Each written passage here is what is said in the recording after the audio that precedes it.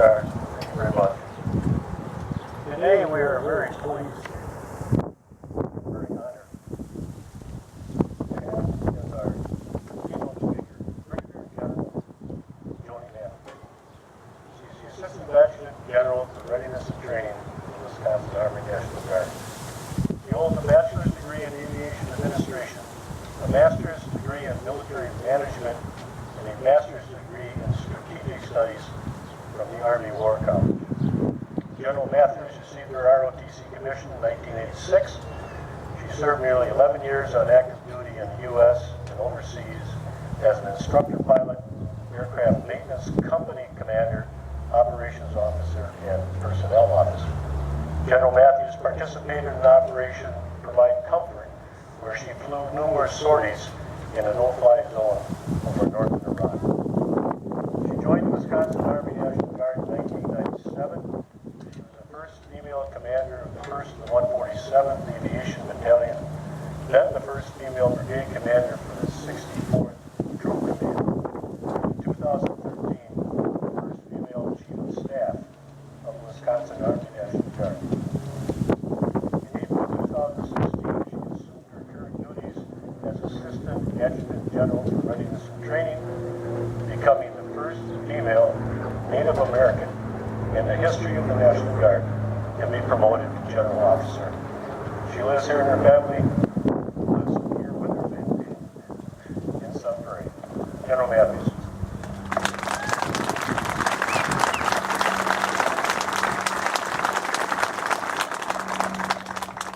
Good morning, ladies and gentlemen. Thank you for coming out to show your support of our veterans, our military, and our Gold Star family. It is my honor to be here to represent the 10,000 men and women, soldiers and airmen of the Wisconsin National Guard on Memorial Day. Memorial Day, as mentioned, should be a solemn day of reflection. It's not a day to celebrate, but rather a day to commemorate and reflect on the sacrifices borne by the Americans who gave their lives defending our country. It's been 100 years since the United States entered the Great War, the supposed war to end all wars. European nations and belligerents in other theaters around the country had been at war since 1914, already sustaining millions of casualties by the time the United States entered this war in 1917. The U.S. had been reluctant to enter what it perceived as a European conflict. But that all changed in 1917 when the German army resumed unrestricted submarine warfare and sank several American merchant ships. Thus, the American military joined the Allies and prepared for combat on World War I's Western Front. U.S. entry in World War I marked a critical juncture in the history of the Wisconsin National Guard, as 2017 also marks the centennial of the formation of the famed 32nd Division, which became known as the Red Air Division after serving in France during the Great War. Made up of National Guard soldiers from Wisconsin and Michigan, the Red Arrow earned its moniker by piercing every German line it encountered.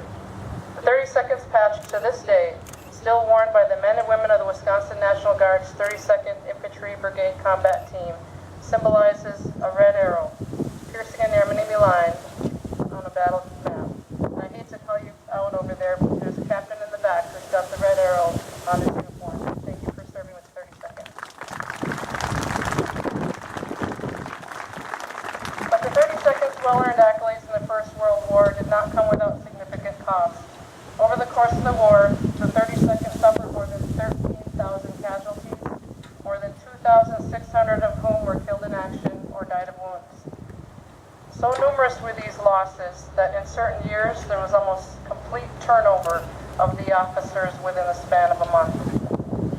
The world has never seen casualties on such a mass scale before, and on this Memorial Day, we need to pause and reflect on the human cost of war, both on the service member and the family left behind. It's easy to become desensitized to the human suffering when speaking of vast numbers of casualties. Consider the words of Captain Paul Schmidt of Company C of the 32nd Division 127th Regiment, who described the scene of the morning after a night of intense shelling during the Ein Marne campaign.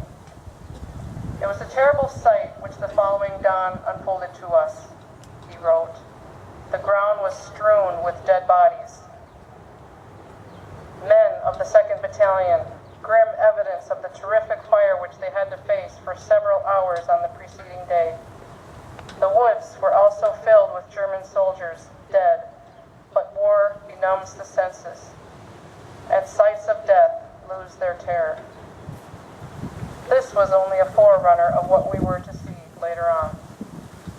We must never forget the countless dead, dying, and wounded that Schmidt described that day were fathers, sons, brothers, just as we should never forget the thousands of Americans who gave their lives defending their country in wars before and after the supposed war to end all wars. Of course, the sad reality of World War I is that the world found itself embroiled in an even greater conflict just 20 years later when World War II began. The bloodshed that Schmidt described in the memoirs from World War I remind us that the suffering and sheer carnage of war. Let us never forget the lessons of the cost of war, that ultimately it is the soldier, sailor, airman, Marine, and Coast Guard who pay the price for war. If history has taught us anything, sadly, it is that there will always be a war and conflict in this world. As service members, we accept that. We train and prepare for it. And ultimately, we will always be ready and always there when our nation calls us to arms. However, on this Memorial Day, I ask that we all reflect on the steep costs of war. I ask that we always keep in the forefront of our thoughts those that have made the ultimate sacrifice so that we can live in peace and prosperity under the blanket of freedom our service members provide. In 1915, during the opening year of the First World War, a Canadian officer, Lieutenant Colonel John McCrae, penned a poem that captured a fitting sentiment for a day like Memorial Day. It reads, "In Flanders fields the poppies blow, between the crosses, row on row, that mark our place, and in the sky, the larks, still bravely singing, fly, scarce heard amid the guns below. We are the dead. Short days ago we lived, felt dawn, saw sunset glow, loved and were loved, and now we lie in Flanders fields. Take up our quarrel with the foe. To you from failing hands we throw the torch. Be yours to hold it high. If ye break faith with us, we die. We shall not sleep, though poppies grow in Flanders fields." Crae's famous poem, "In Flanders Fields," reminds us that those that fell in combat were more than just numbers in history books. They were individual people with hopes, dreams, aspirations, and families. We are the dead. Short days ago we lived, felt dawn, saw sunset glow, loved and were loved, and now we lie in Flanders fields. I hope these words hit home. They ring true to all of our brothers and sisters in arms who have fallen on the field of battle. Every one of them had an individual story that we must never forget. And while we mourn the losses of thousands of Americans who have given their lives in places like the muddy trenches of France, the jungles of South Pacific, or Vietnam, Memorial Day is a day to give thanks to God that such men and women lived. It is up to us to carry on their memory, to take stock every day, not just on Memorial Day, but every day of their sacrifices, and remain forever grateful that throughout our history as a free republic, there have been men and women willing to stand up and lay down their lives to protect our way of life and advance the ideals of liberty around the globe.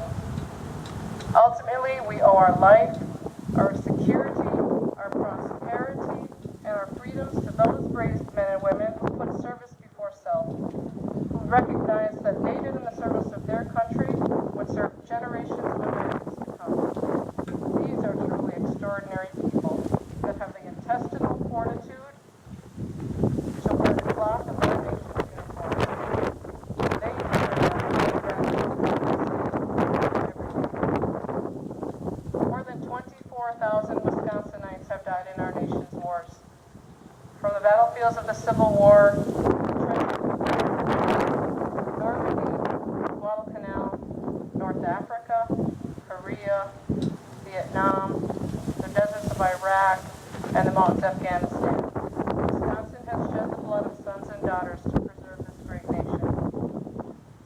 generation of Americans has answered this call, and as a currently serving member of the Wisconsin National Guard, I can proudly say that this generation is no different. The National Guard is the primary combat reserve of the Army and Air Force and the first military responder here in the homeland. And since the terror attacks of September 11, 2011, almost every National Guard unit has deployed overseas to a combat theater. And 10 Wisconsin National Guard soldiers have lost their lives in Operation Iraqi Freedom and Enduring Freedom. We mourn their loss every day, along with the 118 other Wisconsin service members killed in combat in those conflicts, and the thousands who went before them in the Persian Gulf War, Korea, and all the way back to the days of the Continental Army. It is up to us now to remember their names, their stories, their dreams, their aspirations, and most importantly, it is up to us to continue building a United States of America worthy of their sacrifice. We must never take for granted the gift that our brave fallen have given us by preserving this great nation. Just as every generation of Americans before us, we have the opportunity to build an America that is a beacon of hope for the free world. And we expect young men and women to step up and be willing to lay down their lives in defense of this country, because that's exactly what we must continue to do, and to be a beacon of hope. And while we do not look forward to adding names to the rolls of our fallen, we must never shy away from protecting this great land from tyrants, terrorists, or those who want to see it fail. For just as it was, the sailors, soldiers, the airmen, the Coast Guard, and the Marines of past generations who have secured American independence and freedom in the past, it will be like-minded men and women of future generations who secure it for our children and their prosperity in the future. Memorial Day is not a day to be celebrated. It is a day to commemorate, reflect, and honor the men and women who died in the service of our country. Never forget that thousands of men and women who died to give us those liberties we enjoy. And remember that for the families and loved ones of our fallen, Memorial Day will never be a celebration. Let us never forget the cost of war. I ask that you please join me in observing a moment of silence to honor the fallen.